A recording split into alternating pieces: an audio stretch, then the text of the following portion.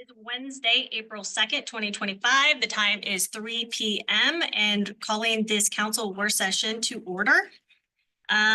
So as far as the clearing confusion and setting the facts straight for visitor comments for the March 19th meeting, we did not have any to report.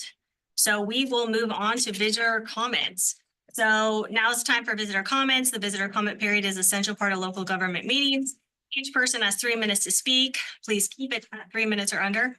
The city council will take all input into consideration. However, in observance of Oregon open meeting laws, this isn't the time for dialogue, but rather a time for us to listen to you. Our city administrator and recorder are taking notes of action if needed and will follow up with you. So please make sure that you sign in on the information sheet in the back of the room. If in fact they need to catch up to you, that they can or follow up with you, they'll have the appropriate information to do so. With that, we will open up public comment.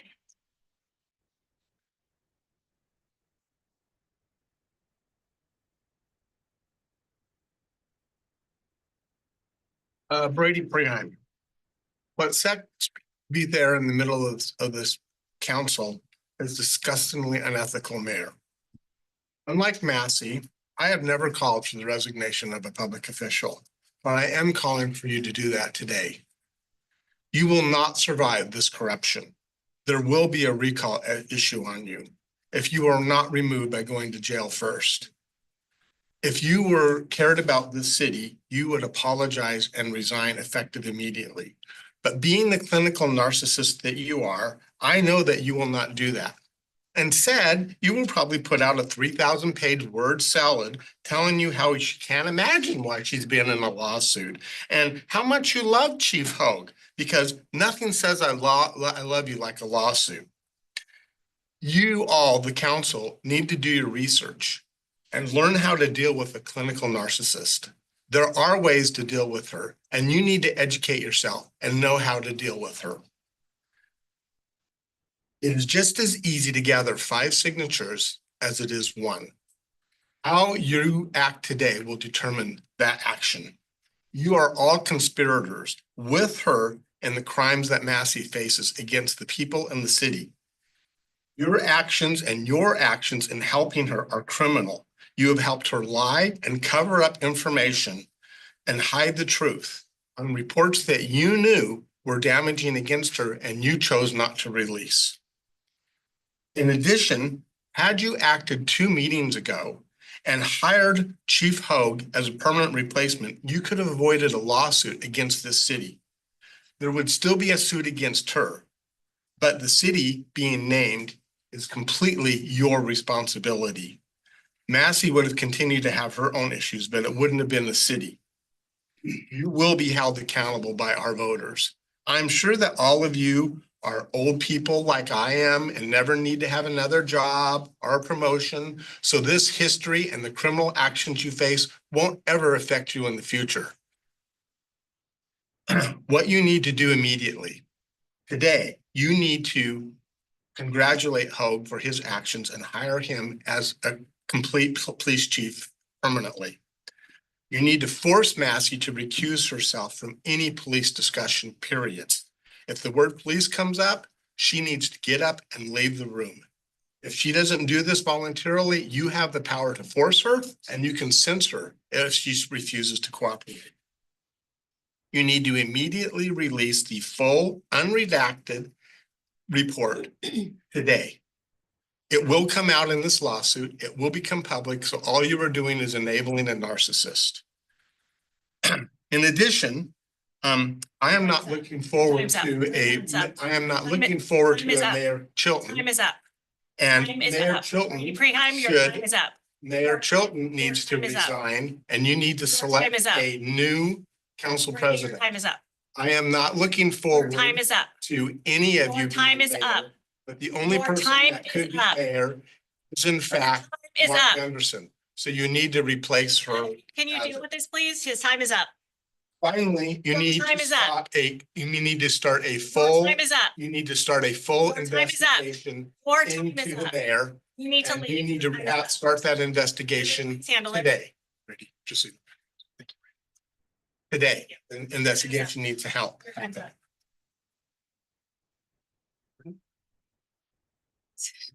All right, next comment.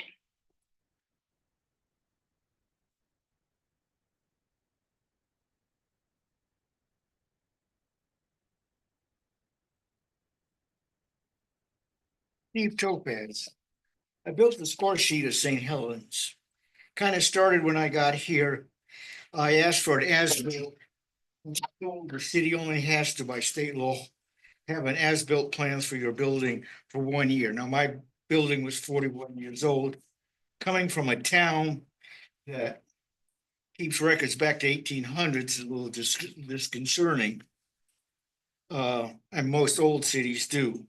Also was involved in the I&I, changing the combined sewer system to two separate systems. They removed the stormwater collection system and constructed a sewer system that was isolated, but did not replace or add a stormwater system as required. In fact, some of the places have had a number of floods in the street, and other places the water has to run uphill.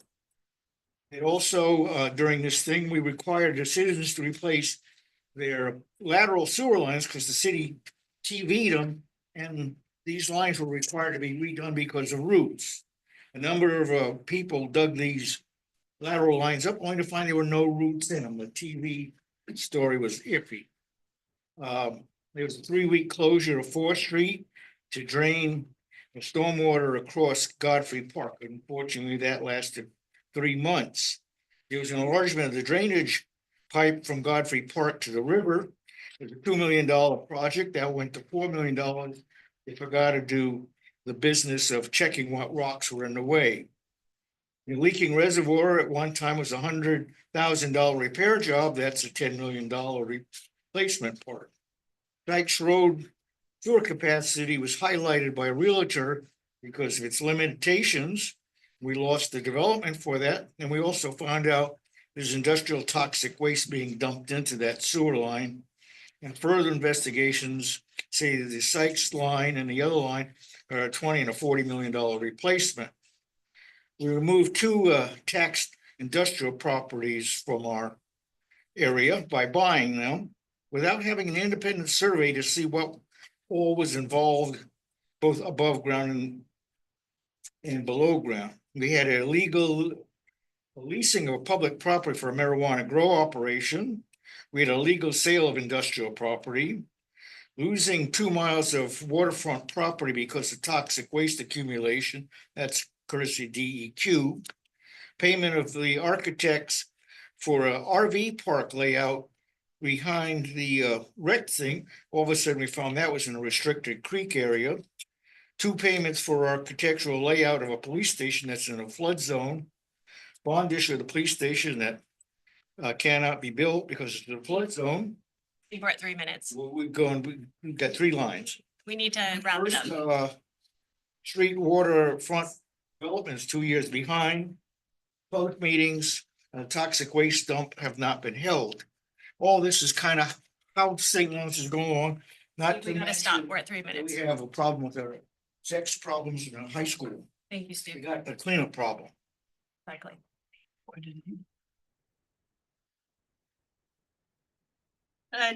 Next comment, please. 3 minutes or less.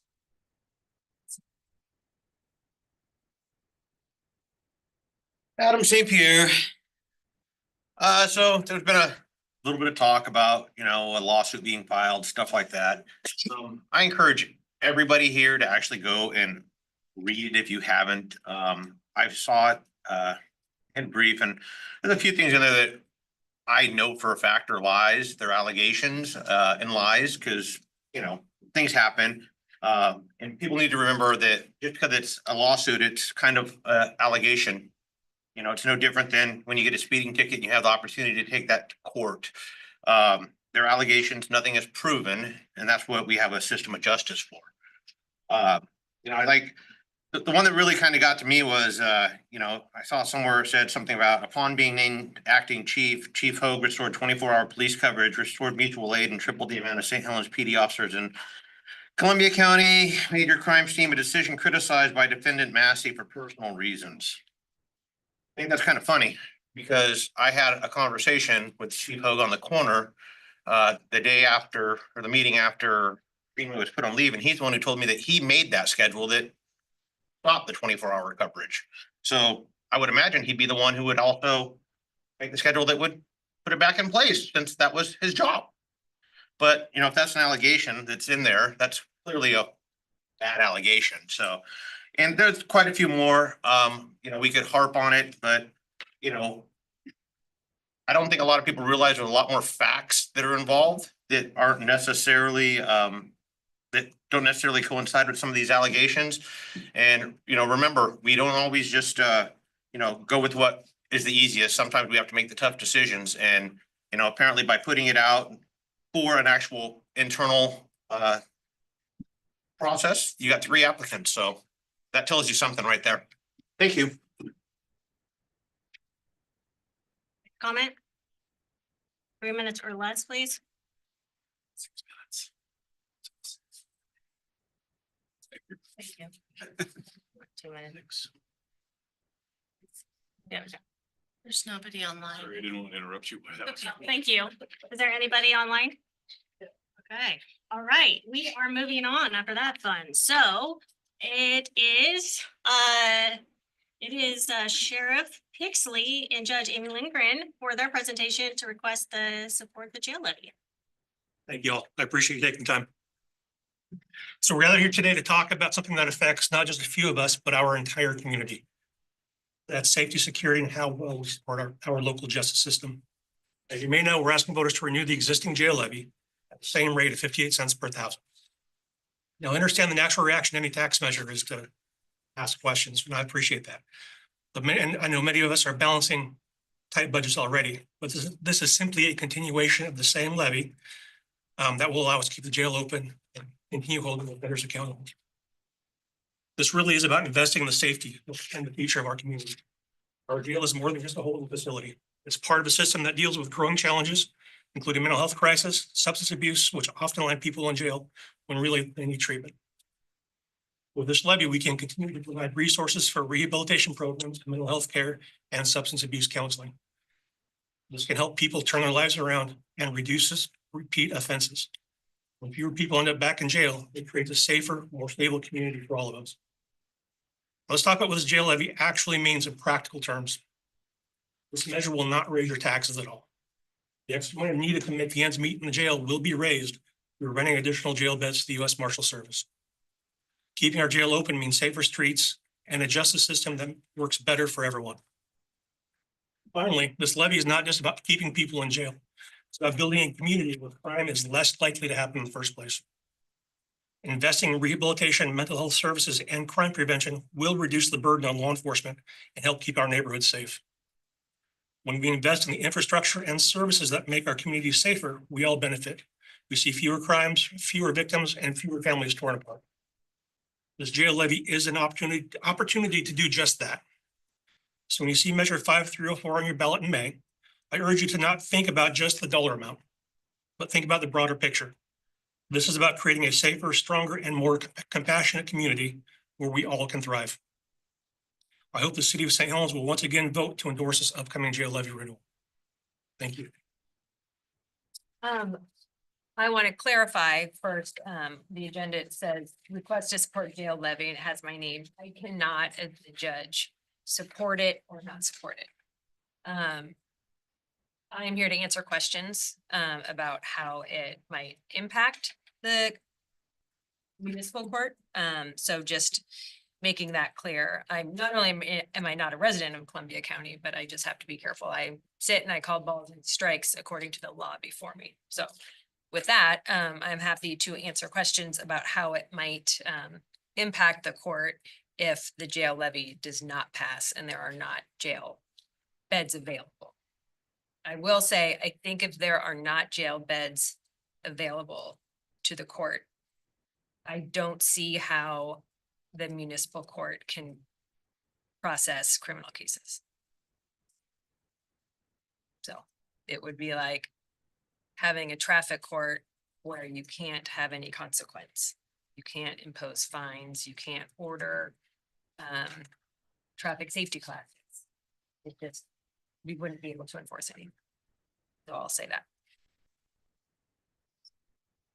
Go ahead. Oh, I was just gonna say, not to single out St. Helens since it's a countywide issue, but if the jail doesn't have the capacity for the St. Helens residents, they're certainly not gonna have, because that's our only jail. That's correct. Yeah. I want that to be on the record. That's where we gotta send people if they're not doing what they should be doing. Without that, it's a free for all. Yes. And that goes for Rainier, Alaska, all the other counties as well. But since St. Helens is a county seat, that's why I support the levy. I know people that work there, they do good work and I appreciate it.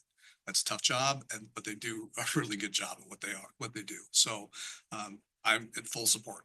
Thank you. So saying that, actually, to follow up that, having to transport, that would also require, or these weren't dealing with felony cases, right, based on that matrix. And also, I want to say publicly, thank you so much for taking the time to answer all of my questions. I know that there was quite a few of them, but they were very comprehensive. Your answers were, and that was very much appreciated. Thank you. But, and I think it was important for me, one, to look at how that matrix was and to understand also if the case came up, that it was more serious, that they could be mandated to stay at the jail, right? And that would be up to a judge to be able to determine that. I think that's important. I'm not sure if people understand the matrix on that it's, depending on the severity or if they're like that whole system. I haven't seen that out there anywhere. So might be something that citizens would like to understand more about how that matrix worked. But if in fact somebody had to be transported out, I mean, would this ultimately, no matter what, be based on the matrix, or would people be transported outside of here to other facilities? So that, so yes and no. If we have to close our jail, then people will have to be transported outside of the county. When the previous sheriff was going to close the jail, I believe it was back in 2013, 2014. The only jail he found that was able to contract was Polk County. So we would essentially would have had to run a book and release facility here. And for felony, for the 20 or 25 people that we were contracting with, we would have a transport team that would go pick them up, and bring them into court. That does not take into account any misdemeanor, because we wouldn't have the space or availability to hold misdemeanors. So that means city agencies would have to essentially find their own contract to hold their own misdemeanor arrests. Is there a cost associated with them housing our people? And also, in addition to that, does that also include, like, if they have medical issues, that we have to go out and transport them as well?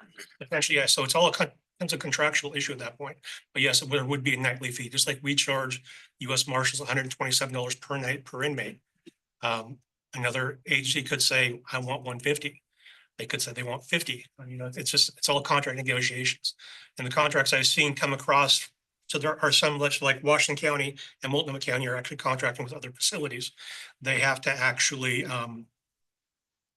send a deputy out to the contract facility if there's an inmate with medical issues, transport them to the hospital, because that's not part of their contract. And also, I have a few more here, but also to reiterate the fact that, because when I asked questions, I was asking it obviously in regards to the levy, but then also the emergency order for the reduced beds, right? For the Yes, ma'am. And so, like I said, I think you did a great job on answering all of that very comprehensively. But if in fact this passes, that also is going to be relooked at for the emergency side of things, right? And that was on a worst case scenario. Correct. Yeah, like I said in here, I kind of preparing for the worst, because I knew this was going to be a lengthy process, but I'm hoping for the best. And if this, or I guess when this passes in May, I will immediately get hold of the board of county commissioners to have this amended to reflect that. And as of now, I think this is out there in the public as well, we have not began releasing inmates. We're working with not the 25 local population. We're working under the 185 bed population. We have not butted up against that yet. Right now, the 70, 80 local offenders, that is just countywide, right? Yes, correct. Without being too specific, does that, if the levy doesn't pass, I'm assuming that's going to be a staff reduction, right? Yes. So that would involve reducing any transports that were required to go to Oregon State Hospital. That would be affected as well. Right.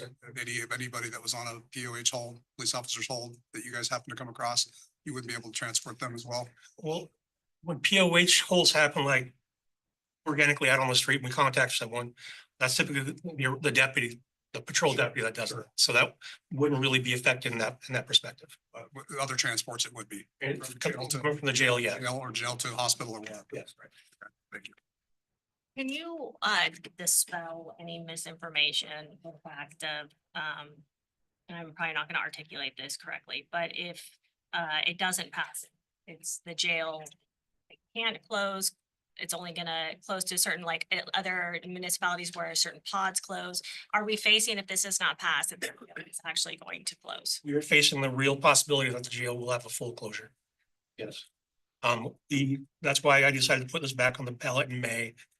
Because the current levy that we're working under actually expires June 30th. So come July 1, all we will have is the current about $4 million from the US Marshals and the $1 million from the general fund from the county. And that doesn't go very far when you're talking about a jail facility. As far as closing specific pods, it wouldn't really be a time saver because our jail was designed to run with the same number of staffing. So it wouldn't really affect staffing numbers. All of our pods are interconnected as far as heat and air conditioning, so we would have to.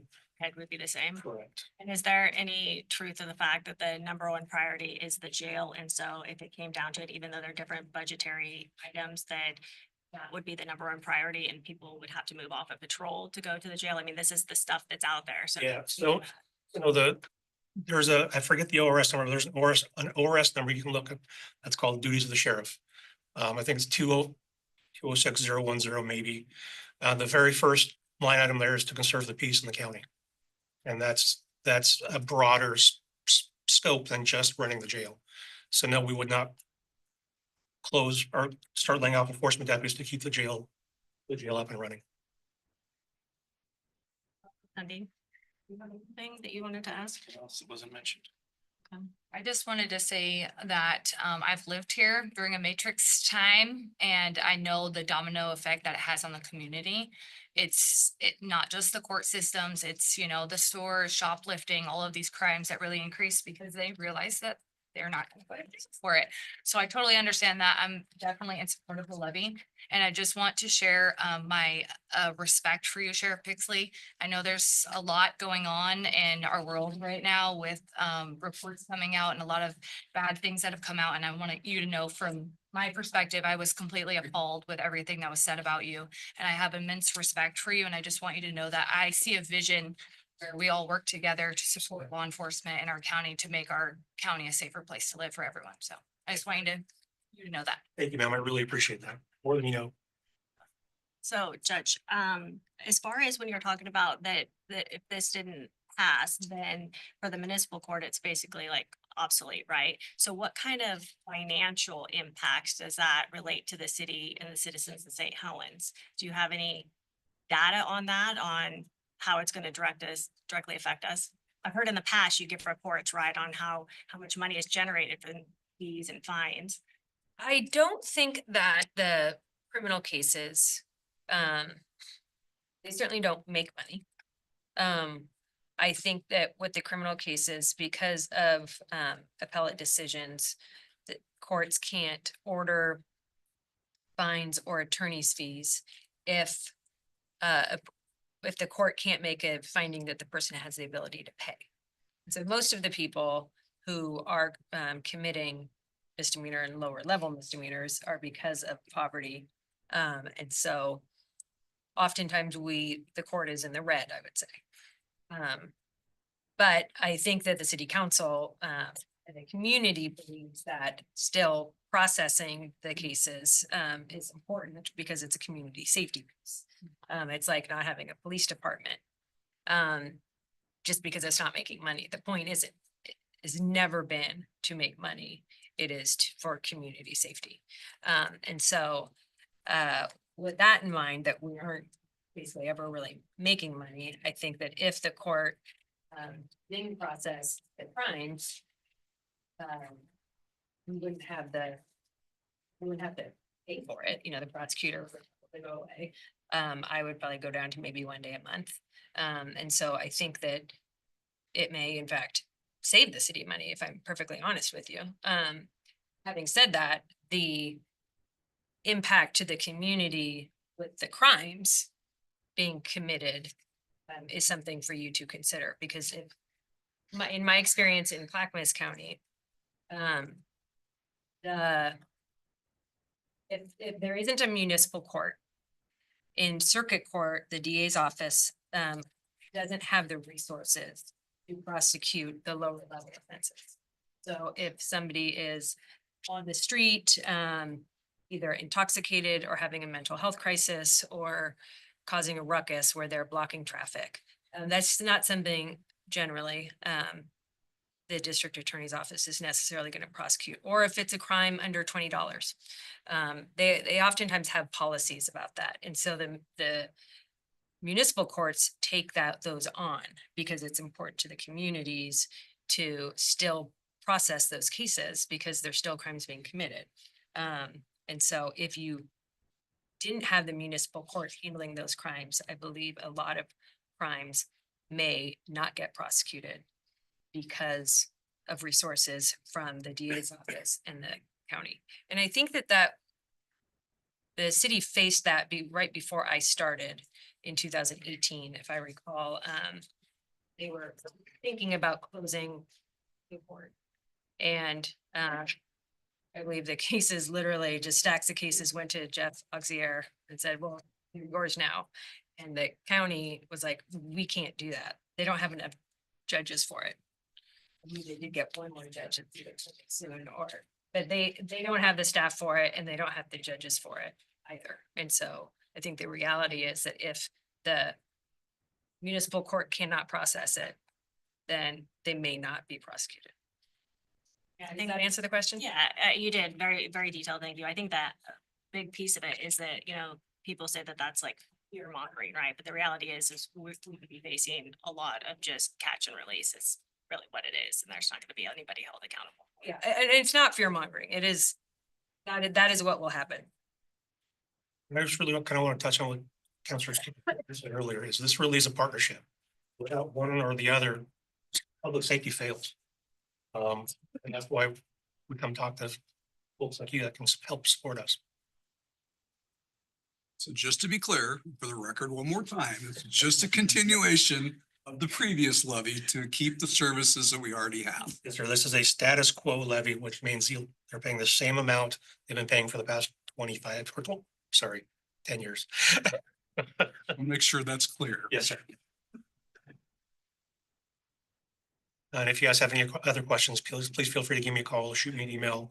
Share my information with your constituents if they have any questions of me as well. Thank you so much. I could reinforce what Jim said about the contemplating the closure and just how many of those cases would have just gone unresolved. And to the county, we had the big roundtable discussions about what it might look like, and it was just, no, this is important to our community, and we need to make sure that we have our local municipal court as well as the jail. Fortunately, the jail passed that second time, so. Right. Oh, I do have one more question. I'm sorry. Shoot. It's just stuff that I've read and come across, and I might as well dispel it now. Exactly. When the first levy came out, it was for more money, right? And then Yes, less money. yes. And so the question I have is, can you give an explanation of why we didn't just go for less money in the first place than what we actually apparently needed? Can you talk about that? I can actually, I'll take ownership of some of that. I was not forward thinking enough. I was running for a status quo to keep our operation running at that time, status quo. Holding all of our local inmates plus staying around the 80 US Marshal mark. That's why we had to raise the amount of the levy initially. This time I heard what the voters said loud and clear is they don't want to pay any additional taxes. I get it. My dad made me sit in his front room for an hour trying to explain to him why he needs to vote for the levy. I'm like, Pops, because you love me. Don't talk about the levy. That's neither here nor there. So this time I really heard what you said, and I sat down and figured out exactly how we can make the jail run status quo-ish on the same amount of money. And what I came up with is if we raise our Marshal population from 80 to about 125, that will be enough to fill in that gap, the extra gap of what we need, and still keep the jail functional and open. Appreciate that. Thank you. Thank you, guys. Thank you. Thank you, folks. Sheriff. I appreciate you guys.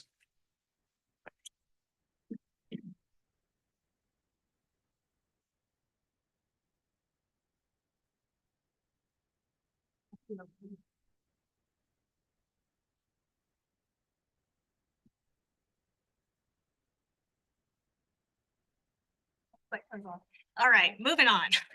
Oh, yeah, thank you for doing. Let's see, we are number 3, review if I were mayor contest entries.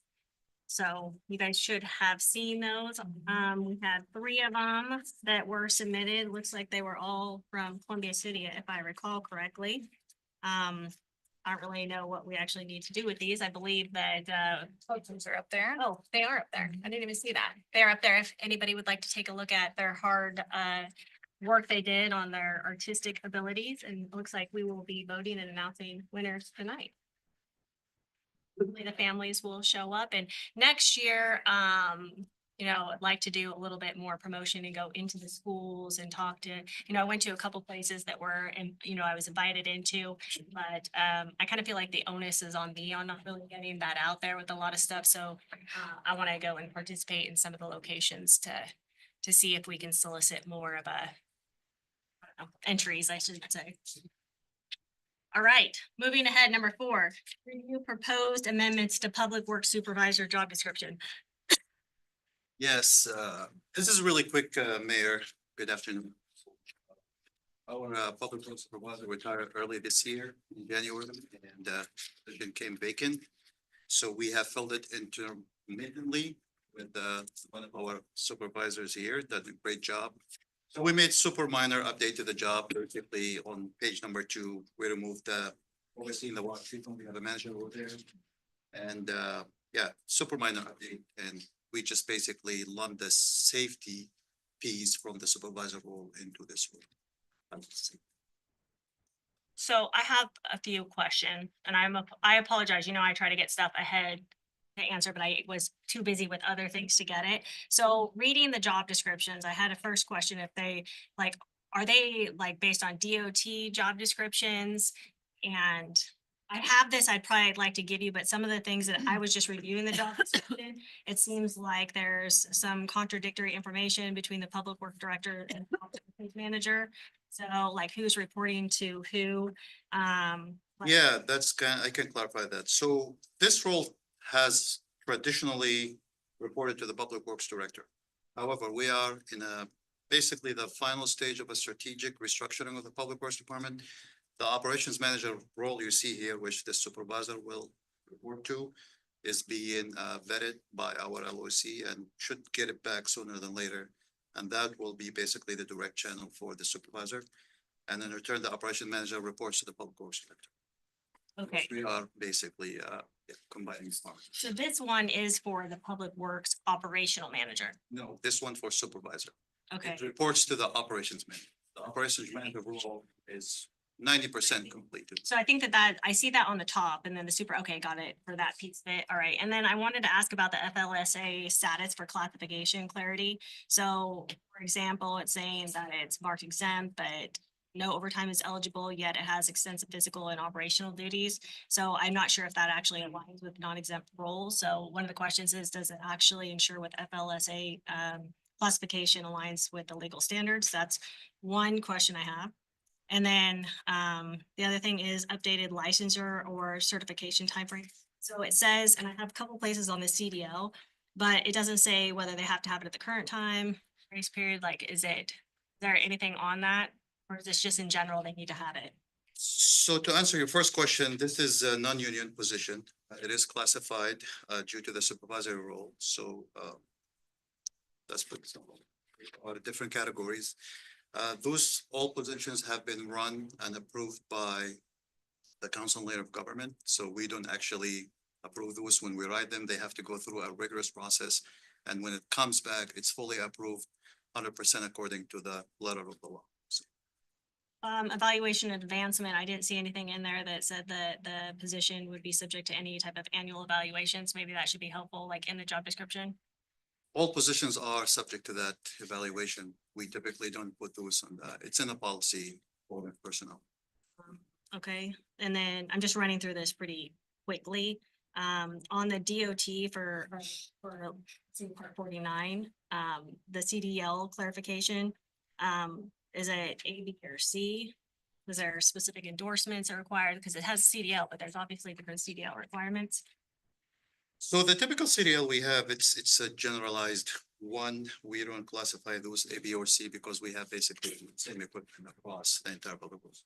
So I'm sure these are silly questions to you, but when I'm reading a job description, they pop up. yeah. Lifting of 100 pounds, obviously that struck out to me because OSHA doesn't have an actual specified period of time, but they use a NIOSH lifting calculator, which basically looks at the close of the body, good posture, and frequency. So basically if you're using the equation, it's 51 pounds. So it struck me as that we'd have somebody even potentially moving something 100 pounds, right? That's outside of what OSHA would be under the general duty clause. So just something to consider there. And then last thing was typos for overseas should be corrected to the overseas in one. Anyway. I have it, I have them for you and that, just stuff I came up with, but I did read it and otherwise it looked pretty comprehensive, but those were my questions. Great, yeah, that's all I have. Do you have any other? Sounds good to me. Did anybody else have any questions? You took care of it. Okay, sorry. I think she took care of it. Sorry. All right, then report from John Walsh. Very good. Thank you, Mayor. So yesterday in this room, Tim Underwood, we had a retirement celebration for his long service to the community, and it was very nice, well attended. I appreciate everybody that took time to make it. He's been here 20 some years and 26 years, yes. And so there's taking a lot of institutional knowledge, field knowledge with him. He's trained up, the others behind him as much as he can, but he'll be missed. And thank you, Sharon and Lisa and others that helped make that special for him. That was great. The cake and all of that. So yesterday we met with Treadway to talk about upcoming community events as far as 13 nights, the logistics around the Columbia View Park, and how the projects as far as the streets and utility projects is coming to a close. Riverwalk the projects are coming to a close, and trying to get those concerts in there with our usual June 5th kind of start date. And that's looking to be pretty challenging because of mostly because of getting the railings installed and also getting the grass, the turf in there suitable enough to support a load of people being on it. So we're looking at potentially still doing the same amount of events, but compressing that within, a later June start. So It would be more than once a week. no, it'd be like an extra event around 4th of July, because 4th of July is on a Friday. So we do a Thursday concert and a Friday concert. So, And it would all be at the Columbia View Park, right. And they would- back to their normal. Yeah, we internally felt like going back to McCormick for the first thing we maybe better utilize just probably more concentrated effort. The businesses are pretty excited about having this Keeping it all down here. activity back down here. Pushing it out just a little bit and they're condensing it. It may only end up being 12, but I asked Mohammed, I'm like, come on, Mohammed, get me like mid-June. Come on, Promise you June 30th. Keep on. come on, June Oh, 14th. we're trying to do it a lot earlier. That was his drop dead days.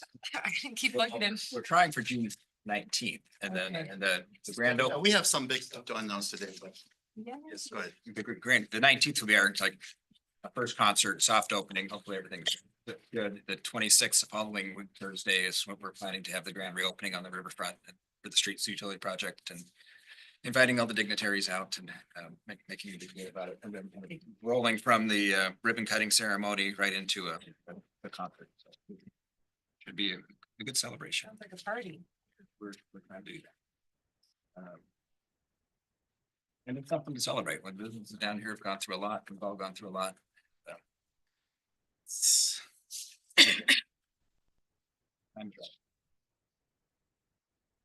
Treadway's also working on the Sandcastle Festival. It sounds like that's a real possibility to get some dates confirmed there. So that's good. The Project Arcadia, the representatives would like to come to the April 16th meeting and give the council an update of what's going on with the restart of the mill. That's it. all interested in seeing soon. Yep. Next week, I'm meeting with the senior center to talk about the lease renewal. Which involves senior center community action team with their meal program. Hopefully, I've heard some things, so please keep me. yeah, if you want to be a part of that, I'm I would love happy to to, get you actually. on that, so. And we're gonna talk with, earlier it was mentioned about the lease recruitment. We're gonna talk about that. Ashley's gonna talk with you about that in executive session. That's all I have. All right. So moving on to number 6, the monthly reports from department and divisions. So we had, I believe, 3. Michael DeBroya for community development, let's see. Yeah, we have Jacob and then Mohammed. Mohammed, I have a question for you. Yes. How did you feel about this like process and doing a report? Like, it seemed like it was cumbersome. Does it seem like that's gonna be any type of issue going forward?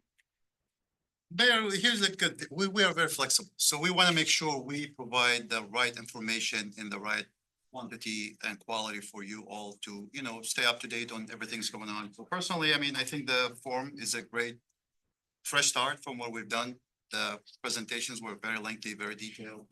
I think some loved them, some were like a big burden. This one's been working well. I personally like it. I think it's great. We can summarize, you know, general on operations, personnel, projects, you know, succession issues, and then also an opportunity for you all to also, you know, bring any questions we have. So I appreciate the fact that you're saying that you would like to, you know, do what we're asking and stuff, but I think that it's definitely a two-way street. And so we want to make sure that we're trying to be more lean and reduce it, you know, anything that's overly burdensome so that you have more bandwidth to do other things instead of, you know, PowerPoints and things like that. So it's really important that we do get that feedback. And as we go along, in my opinion, that it's like, if it, you know, this could be tweaked and changed, then we should be able to hear back from staff that we could do something like to improve it. Like, it doesn't have to always just be this way. So yeah, no, we had a really good discussion in the executive kind of leadership team Good. several times. I think we did this really lean version of the initial one. I'm everybody happy with it so far. Yeah, we'll give it a shot, see how you like it, how we like it. you back there? You have any feedback from back there? Echo the same remarks. I mean, I actually feel like that back and forth occurred because, you know, we had meetings about it. And this is kind of the outcome of it. And so, yeah, I think it's gonna be a good bet. Perfect. I personally liked reading through it. I thought it was quick, simple, down and dirty, like the stuff that, you know, just an overview. How does everybody else feel about it? Did you guys get a chance to review them? I liked it. I think, Jacob, it's pretty close to what you were doing before. Not too different for you, so. Minus the Star Wars, you know, features that you added to. It was in the PowerPoint presentation. Yeah, that's what I'm saying. I'm gonna really miss those, actually. It's verbal. Come on. I'll think of creative ways to implement them. Okay. All right. Does anybody have, Counselor Hubbard, do you have any opinion on this? Looks good. Okay. No, I think it's important that you guys continue to give us the feedback and make sure it's still working, and we don't want things to be time consuming for you and getting down into nitty gritty details and stuff. So just making sure that it's efficient for you guys is important. And if you need to, and you feel, you need to, I want you to feel comfortable to be able to elaborate if you need to. And I don't see why that would be an issue. So, thank you. If time to time you feel so compelled to do a PowerPoint presentation, to do that as well. Jacob, I Jacob, know you guys read this very well, so now we just gotta pay attention to grammar and Watch your grammar. Jacob, did you have something? Yeah, I just have a question. So, you know, we're rotating departments. Of course, you know, this group of departments is on the first month. And is it the council's hope that we're here at the beginning of the work session through of the monthly department report for discussion? I guess what's the council's expectation of attending? Well, I don't want to speak on behalf of the council, but quite honestly, it feels like these should be in the forefront of the work session agenda items. We can review that and then you can go back to your activities. I don't know why we would have you sitting here for the entire work session. Especially when we're paying you to be here, so. It's about being efficient and lean, so that would be my opinion, is it would be in the beginning of the agenda, right? As close to the front as we could, and then you guys could go about your normal operational city business. Okay, yeah, that makes sense. I agree. Done.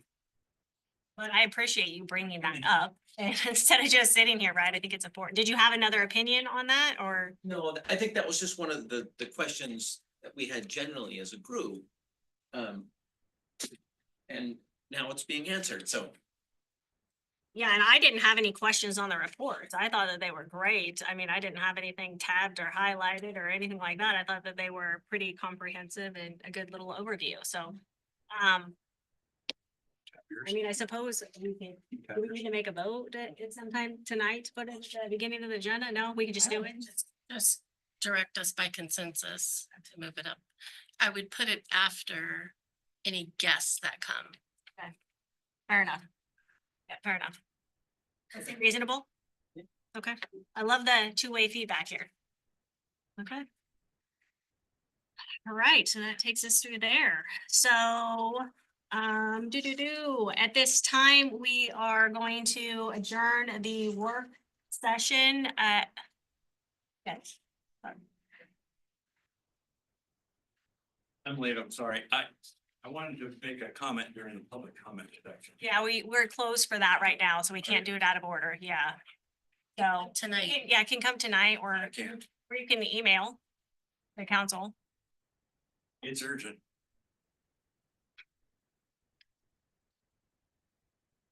Fine with it. All right, we're good. Consensus is that we're good with it. Let's go. Wayne Mayo, property owner, 415 South Second. I just can't tell you how wonderful it is to see the development downtown. It's beautiful. It augments everything you've done, everything we've done for the last 100 years. It's incredible. I'm so proud, as you should be. But it needs to be coated immediately with an anti-graffiti sealer. If not, the taggers are going to tag it. They're going to tag this building and you cannot get the color out of the rock. It'll be there for 100 years. It has got to be sealed. And I bet it wasn't part of the original bid. There are products on the market that you can spray on. If they're clear, they'll seal the rock, they'll seal the tops, and it'll make it so if they tag it, we can wash it right off. I draw your attention to the bathroom right here where a tagger just got it. I don't know when, but it's ugly. I hate it. And it needs to be done. It's urgent that everything you just did get sealed almost immediately. Put it out for bids, declare it an emergency, get it done. There are products that will seal that rock and make it so that if they tag it, we can wash it off. That's it. All right, so we are going to adjourn this council work session at 3:48. We will be going into an executive session.